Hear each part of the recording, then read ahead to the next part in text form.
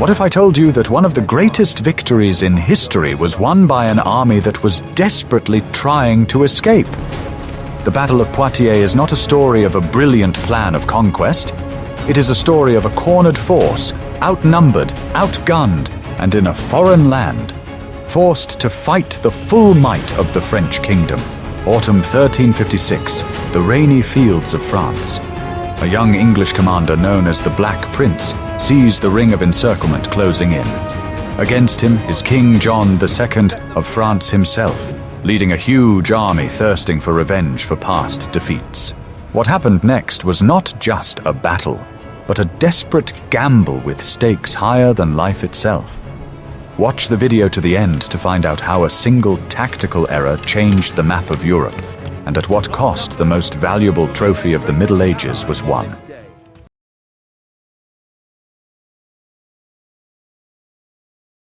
I'll let you in on a secret. The English army that invaded France in 1356 had no intention of engaging in a major general battle. The Black Prince's goal was quite different, not to win, but to demonstrate powerlessness. His campaign was a carefully planned demonstration of the vulnerability of the French state.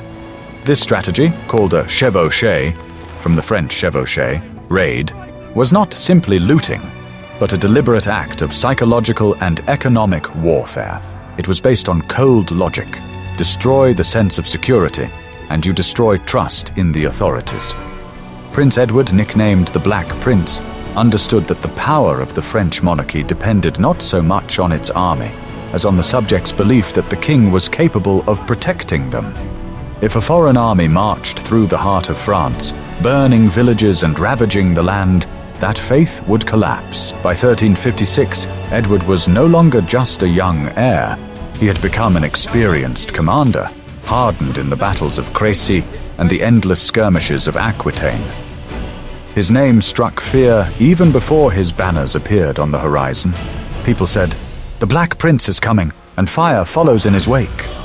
Indeed, his army moved like a storm, quickly, decisively, leaving nothing behind but smoke and ashes. Leaving Bordeaux, which was loyal to the English, the prince moved north to the richest regions of France.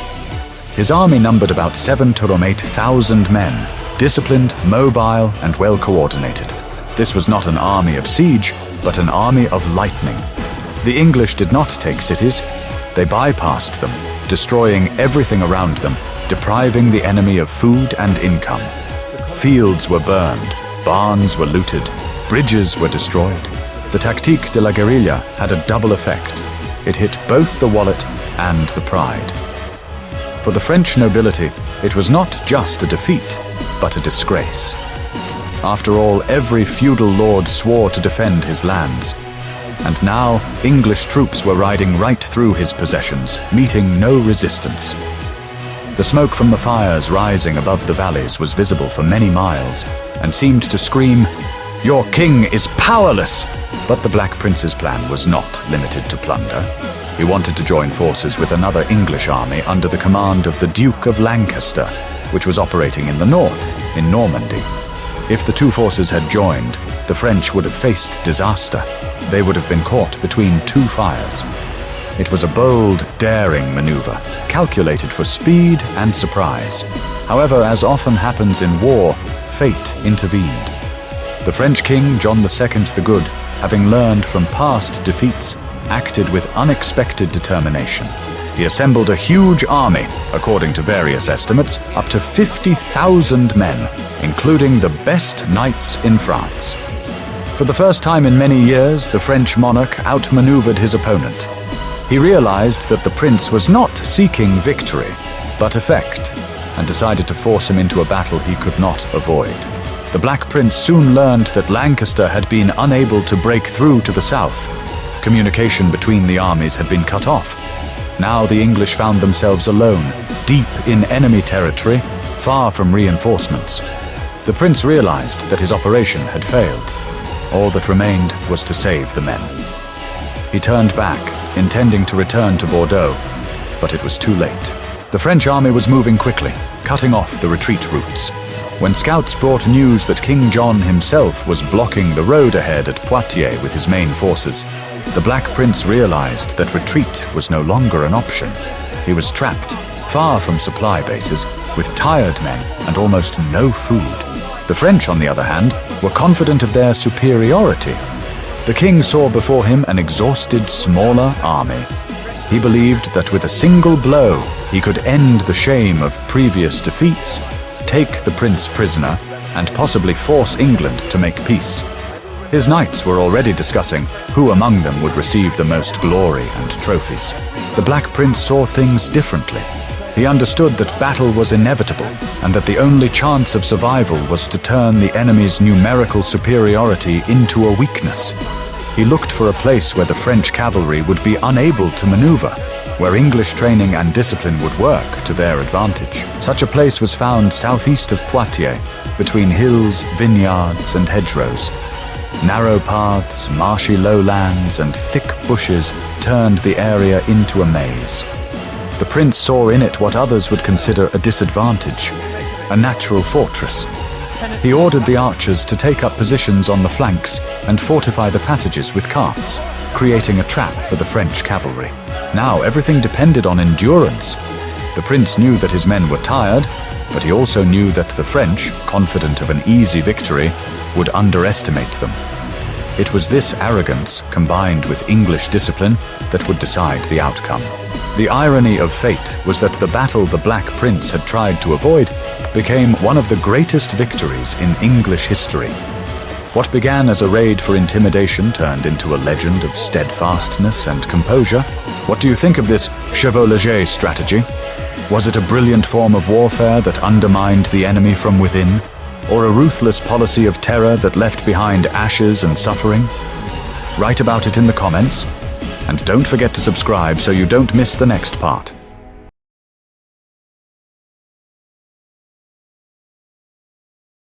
What if I told you that everything you believed about medieval battles was wrong? We often imagine them as open clashes in a clear field, but the Battle of Poitiers was completely different. The position chosen by the English was not a field, but a veritable maze. It was a long, gentle slope, crossed by an old road running through a ravine. The entire area was densely divided into sections by hedgerows, which at that time were as sturdy as modern fences. They grew on high earthen embankments and were almost impossible to break through. The only real passage was a narrow road that could only accommodate a small column.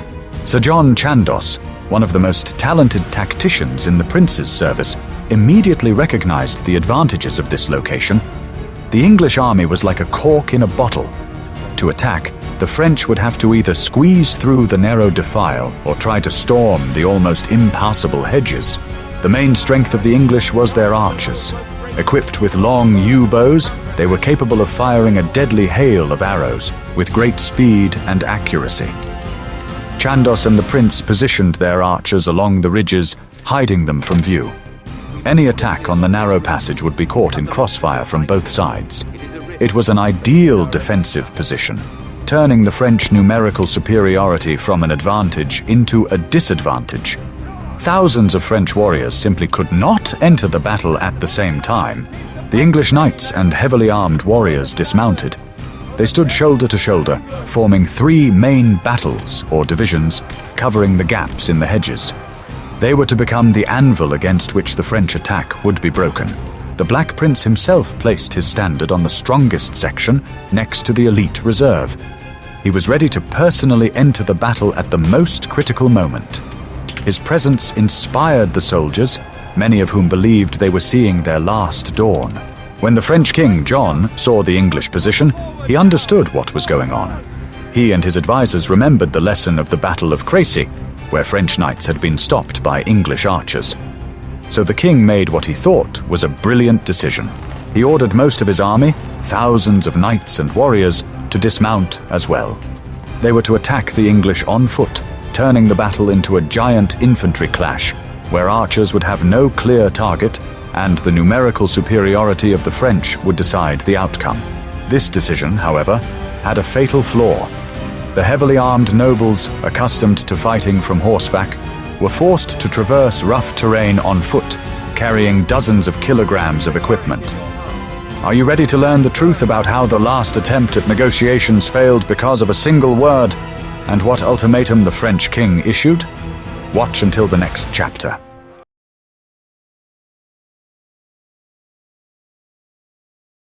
Want to know the secret that changed the course of the war? All Saturday before the battle, the field was filled not with silence, but with tense bustle. But it was not military bustle, but diplomatic.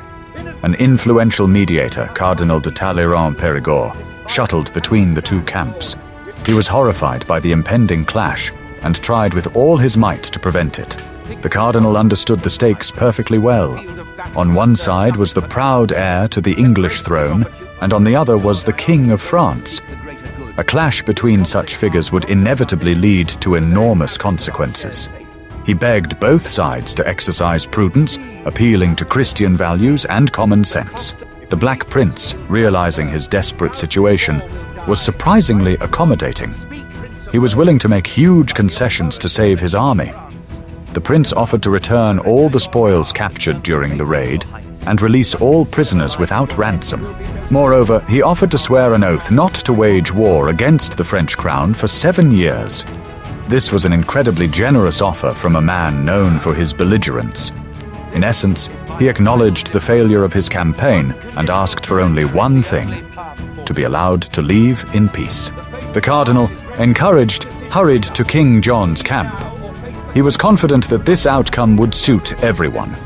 France would be rid of the invaders, save face, and avoid the risks of battle. But he underestimated the mood in the French headquarters. King John II was surrounded by advisors who were eager for action. They saw a unique opportunity before them. The enemy was trapped. To miss such an opportunity seemed to them a sign of cowardice. They convinced the king that victory was already in their hands. After receiving the prince's generous offers, John became even more convinced that the English were frightened and broken. He decided to raise the stakes to the limit. He rejected all offers and issued his own ultimatum.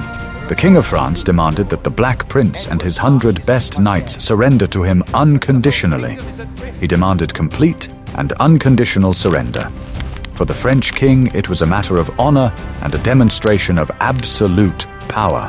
When the cardinal returned and conveyed this response, the Black Prince was furious. Surrendering without a fight was an unthinkable humiliation that he could not accept. He replied that his honor did not allow him to accept such terms, and that he preferred to settle the matter in battle. The negotiations were broken off. Cardinal Talleyrand-Périgord left the field in despair, predicting that this day would bring untold misfortune. Both armies began to prepare for battle, which had become inevitable due to the pride of one king and the stubbornness of the other. This missed opportunity for peace cost France an entire kingdom. If you appreciate stories where personal choices determine the fate of nations, please like this video.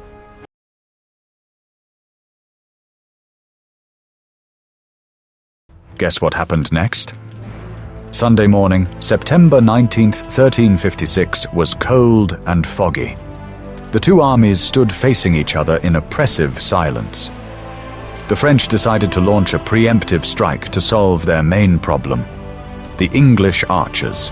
Contrary to the general decision to dismount, an order was given to a small but elite group. 300 select, heavily armored horsemen under the command of 2 French marshals, Clermont and Audrigham, were to make a desperate dash. Their task was to break through a narrow passage and scatter the archers on the flanks. It was a bold, almost suicidal plan. All hope rested on speed and surprise. The marshals led their men into the attack, directing them straight into the bottleneck that the English had so successfully chosen for their defense. The English remained silent. The archers stood with their bows drawn, hidden behind hedges. They waited for the order. The Black Prince and Chandos watched as the armored column was drawn into the trap. And as soon as the French were within range, the order was given. Thousands of arrows flew into the air simultaneously and rained down on the attackers. It was not a haphazard volley, but a cold-blooded, disciplined barrage. The effect was instantaneous and devastating. The narrow passage, which was supposed to be the corridor for the attack, turned into a zone of complete destruction. Shells fired from the flanks found vulnerable spots in the defense. The attack faltered before it even began. The disciplined column turned into an uncontrollable mass. The few who managed to break through the hail of shells were met by the spears of the English soldiers standing in the front row. Marshal Aldringham was taken prisoner, and Marshal Clermont fell on the field. The entire vanguard was neutralized in a matter of minutes. It was a disastrous start for the French army. The remnants of the elite unit, retreating in disorder, caused confusion among their own infantry, which was just beginning its advance. The French's first and most carefully thought-out plan failed with a resounding crash. But that was only the beginning. The failure of the cavalry attack did not stop King John. He saw his marshals fail and ordered the main force, thousands of dismounted knights, to launch a general assault. The first echelon was defeated, but that was only the beginning. In the next chapter, you will learn how the French changed their tactics and threw thousands of dismounted knights into battle.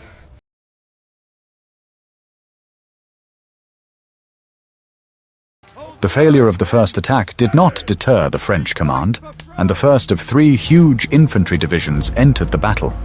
It was led by the heir to the throne, the young Dauphin Charles, the future King Charles V the Wise. It was a mass of thousands of heavily armed warriors who slowly but inexorably moved up the slope. They marched on foot, shielding themselves with their shields, and were a formidable sight. The English archers opened fire again, but this time the effect was different. The dense infantry formation, protected by armor and shields, was less vulnerable than the horsemen. The projectiles caused damage, but could not stop this slow-moving tsunami. The French division finally reached the English positions. A fierce close-quarters battle ensued. It was not a battle of maneuvers, but a brutal, exhausting wall-to-wall confrontation. The French, taking advantage of their numerical superiority, desperately tried to break through the thin line of defense. The English, realizing that they had nowhere to retreat, stood their ground to the death. The battle took place in narrow passages between hedges, where numbers were not decisive. It was a contest of endurance and discipline. The Black Prince was at the very center of events. He dismounted with his men and fought in the front ranks, inspiring the soldiers by his personal example. His presence kept the warriors from faltering. The line of defense bent, but did not break. The battle lasted several hours. It was a meat grinder in which both sides suffered heavy losses. The English archers, having shot part of their ammunition supply, put down their bows and engaged in hand-to-hand combat using swords and daggers. Eventually, the Dauphin's division began to weaken. Having suffered huge losses on the approach and in the battle itself, and failing to break through the English lines, the French attack ran out of steam. The nobles, unaccustomed to such a long battle on foot, were completely exhausted. The Dauphin's commanders, seeing that there was no breakthrough and that losses were mounting, gave the order to retreat. The first great battle of the French began to slowly and chaotically roll back down the slope to regroup. For the English, this was their first respite, but they too were at their limit. They had suffered losses, and worst of all, they were running out of arrows at an alarming rate. They had repelled the first wave, but everyone knew that others would follow.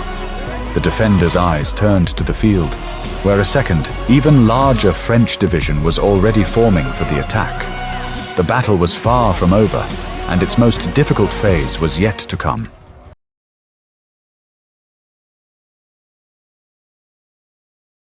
What if everything you were taught about knightly honor is outdated?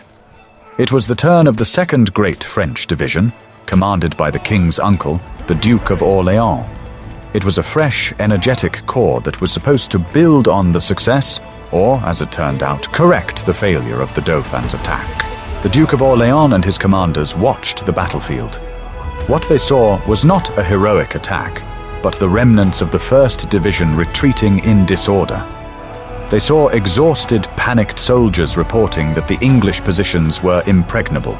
Instead of immediately rushing into battle to support the first wave, something inexplicable began to happen in the ranks of the Duke of Orléans' division. Perhaps the sight of the Dauphin's retreating division was misinterpreted. The commanders may have decided that the battle was already lost. Instead of moving forward to attack the enemy, the entire division of the Duke of Orleans stopped. Then, to the complete astonishment of both the English and the rest of the French army, it began to turn around and leave the battlefield. It was an incredible sight. Thousands of fresh, battle-ready soldiers simply walked away from the game without even entering it. Historians still argue about the reasons. Was it cowardice, a fatal miscommunication, or an order for a tactical retreat that was misunderstood? For the Black Prince, it was a real gift. He couldn't believe his eyes as he watched a huge part of the enemy army simply walk away. This gave his exhausted soldiers invaluable time to catch their breath, bandage their wounds, and redistribute their remaining ammunition. But for King John, it was a disaster. He didn't just lose a third of his army without a single blow. He lost the initiative. Now the entire burden of the battle fell on his shoulders and on his last royal division. The escape of the Orleans division became one of the most mysterious and decisive moments of the battle. It demonstrated the lack of unified command and coordination in the French army. Now there were only two forces left on the field: the exhausted but unbroken English army and France's last, most powerful reserve, led into battle by the king himself. John II the Good, seeing his subjects flee, was furious. He decided that his hour had come. He was not going to retreat. Thousands left the field, but the main threat was still ahead. In the next chapter, you will learn how the King of France himself entered the battle at the head of his last reserve.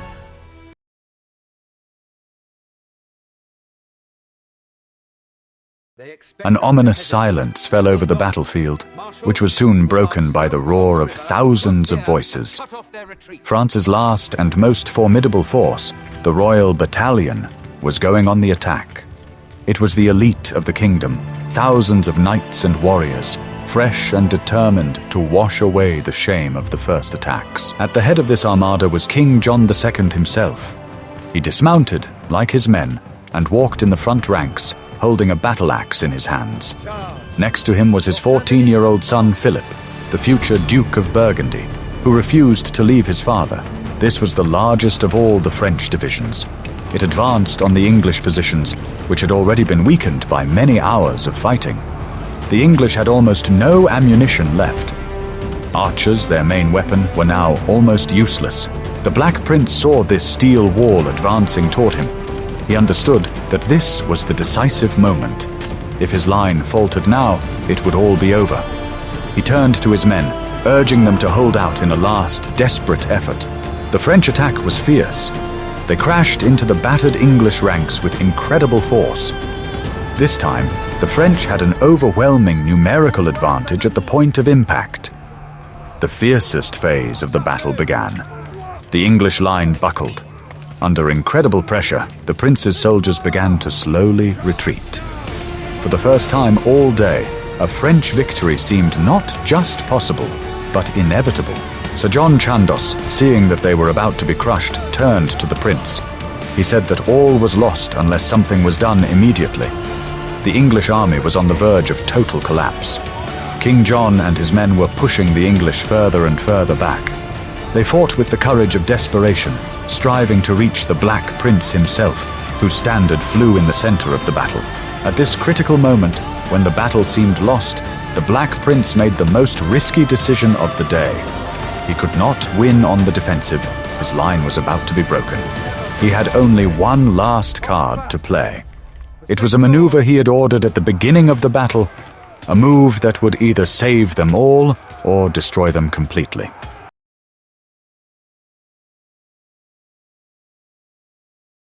While all attention was focused on the desperate battle in the center, a hidden maneuver was unfolding far from the main events. Even before King John's attack began, the Black Prince gave an order to one of his most loyal vassals, the Gascon nobleman Jean de Grailly, Captal de Buch. The prince assigned a small but mobile detachment of several hundred soldiers. Their task was not to engage in battle, but to make a long circular detour, using the folds of the terrain and the forest to remain undetected. The target of this detachment was the rear of the French army.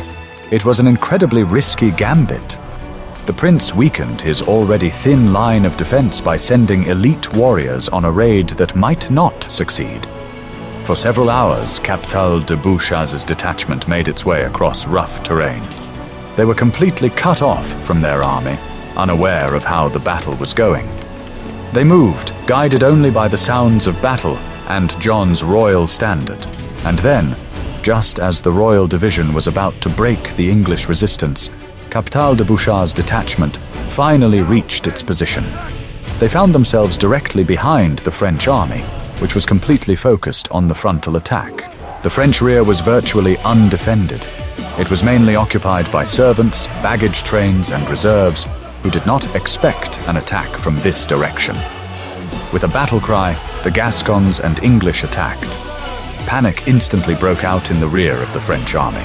The servants and reserve soldiers, deciding that they had been outflanked and were surrounded, rushed to flee, creating chaos. The confusion in the rear was also noticed in the main battle formations. The soldiers in the King's division, who were confident of victory, suddenly heard the noise of battle and shouting behind them. They turned around and saw the enemy's banners where they should not have been. The psychological effect was deafening. Confidence in victory gave way to fear. The French attack, which had been so close to success, began to falter. The soldiers slowed their advance, not understanding what was happening.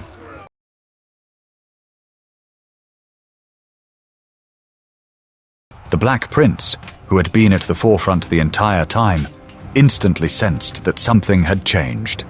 He could feel the tremor in the enemy camp. That momentary hesitation when a huge army, confident of victory a second ago, suddenly loses its balance. The prince turned and saw what he had been waiting for, clouds of dust rising behind the French. It was Captal de Bouch with his Gascons. His flanking maneuver had finally worked. A dull rumble came from behind the hill. Horses, shouts, the clang of metal. The blow struck precisely at the flank and rear of the French line. The prince instantly understood. The decisive moment had come. A rare opportunity was opening up before him, the kind of twist of fate that happens once in a lifetime. But to take advantage of it, he had to risk everything. Instead of strengthening his defenses and waiting it out, he did the opposite. He gave an order that would later be called the most reckless and, at the same time, the most brilliant decision of the entire campaign: to counterattack. "Forward, for the King and St. George!" he shouted, raising his sword. His voice drowned out the roar of battle. The standard-bearers moved into position, and the pennants bearing the Plantagenet leopards fluttered once more above the field. The exhausted, weary English, who had been fighting off attacks for several hours, suddenly advanced. It was as if they had been infused with new life. The reserve, which the prince had been saving all day, just a few hundred fighters, moved into attack with astonishing speed. They struck at the very moment when the French lines were wavering but had not yet fled. Archers who had exhausted their arrows grabbed swords, hammers, even bow pins, and rushed into hand-to-hand combat. There was a terrible roar on the field. Screams, the clang of iron, the neighing of horses, cries of "St. George!" It was a psychological turning point. The French army, confident in its numbers and victory, suddenly found itself attacked on two sides. Its formation fell apart. The men, accustomed to advancing, could not believe that they were now being pressed by the very English peasants they had despised that morning. The retreat began imperceptibly. First, a few knights turned their horses, then dozens more. Soon this retreating stream became an avalanche. The French battle formation, the pride of knighthood, was disintegrating before their very eyes. Banners fell, horse chains broke, squires abandoned their masters. Those who had marched into battle that morning, to the sound of trumpets, were now frantically searching for a way out of the field, jumping over the bodies of their comrades. Watching from a hill, the prince could not help but realize that the fate of the battle had been decided. "Press on!" he shouted, and the entire English line, from archers to spearmen, advanced in a single surge. The soldiers who half an hour earlier had barely held their ground were now driving the enemy back. The battle, which had been evenly balanced all day, collapsed in an instant. All that remained of the French army fled. Discarded banners lay scattered across the field. Broken spears lay strewn about, and the bodies of horses and men lay mixed together. Where 3 majestic French divisions had stood in the morning, chaos now reigned. But amid this chaos, there remained one island of resistance, a tight ring of warriors surrounded on all sides. They did not flee. Their armor was covered in mud, their faces blackened, but their swords still gleamed. It was the Royal Guard. In the center of the circle stood a man in a golden helmet and a dark blue cloak, speckled with lilies. The King of France, John II the Good, clutched a heavy battle axe in his hands. His face was grim and determined. He knew the battle was lost, but he had no intention of retreating. Next to him stood his young son Philip, barely able to hold his sword, but not leaving his father's side. They both knew that their army was already dying around them, but the king chose to die like a knight rather than flee. This last pocket of resistance became a symbol that even in defeat, French valor was not dead. Hand-to-hand combat raged around them.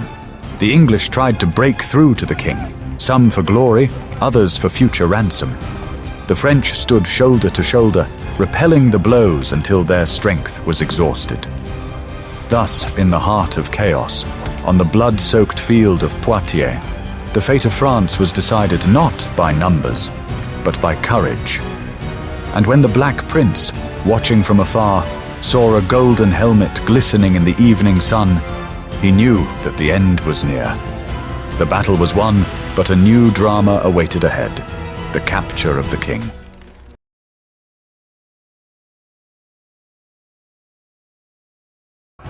While the bulk of the French army was already in disorderly retreat, the battlefield was in utter chaos.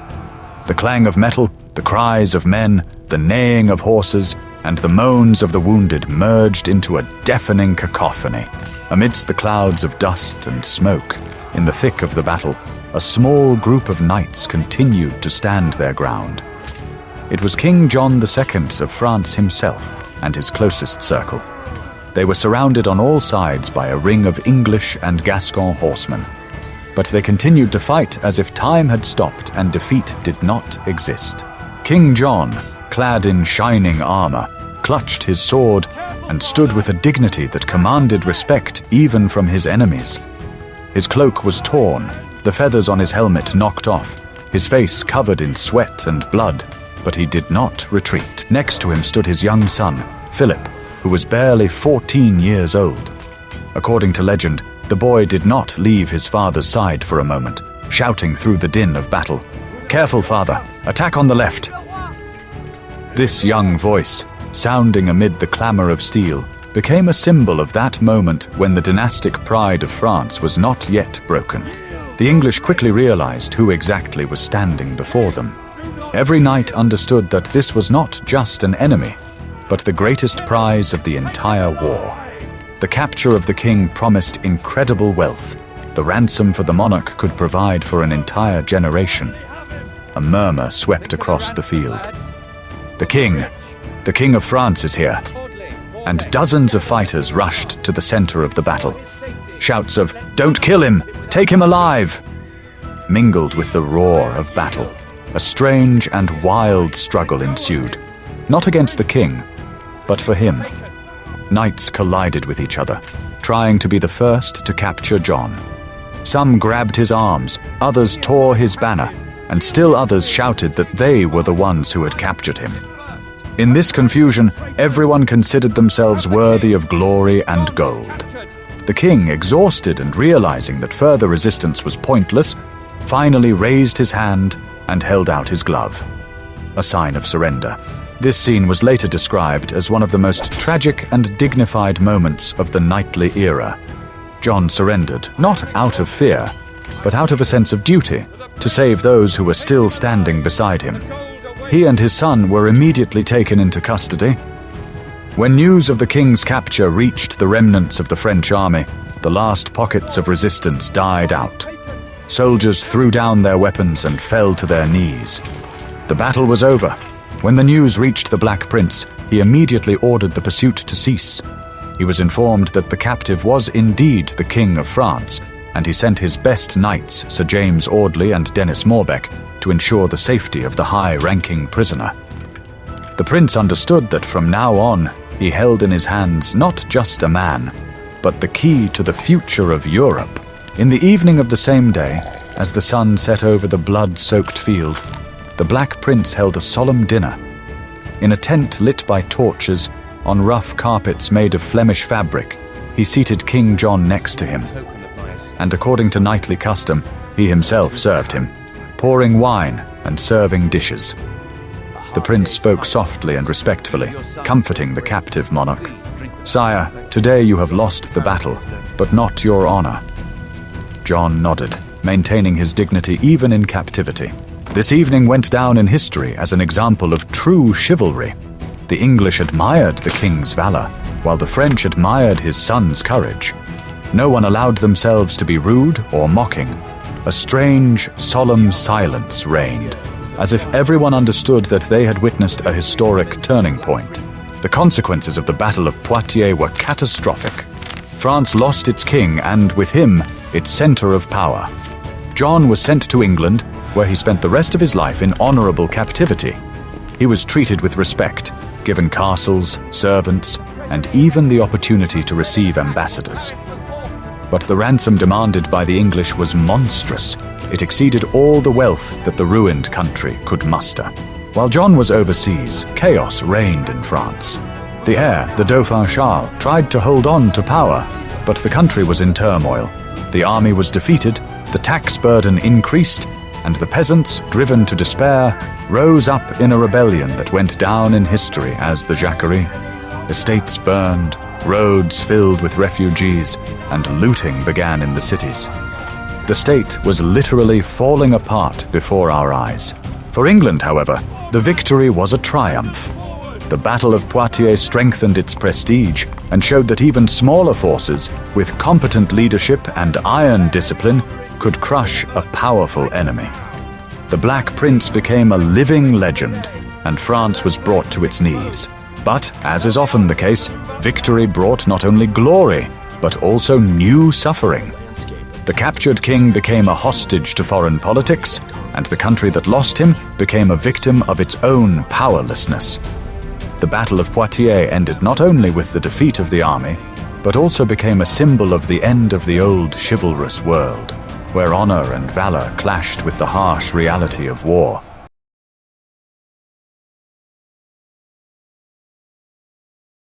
The Battle of Poitiers was not just a military victory, but a turning point in history. It demonstrated that the era of heavy, unwieldy knightly armies was coming to an end, giving way to tactics, discipline, and the proper use of terrain. It was a battle that the English should not have won. They were saved by their desperate courage, the tactical flexibility of the Black Prince and John Chandos, and not least, the arrogance and fatal mistakes of the French command. The capture of the king in battle was an event that shook the foundations of the medieval world. The victory at Poitiers was resounding, but it did not end the war. It only prolonged it. What other great battles of the past would you like us to cover? Suggest topics for future videos in the comments. And don't forget to subscribe to our channel so you don't miss new chapters of history.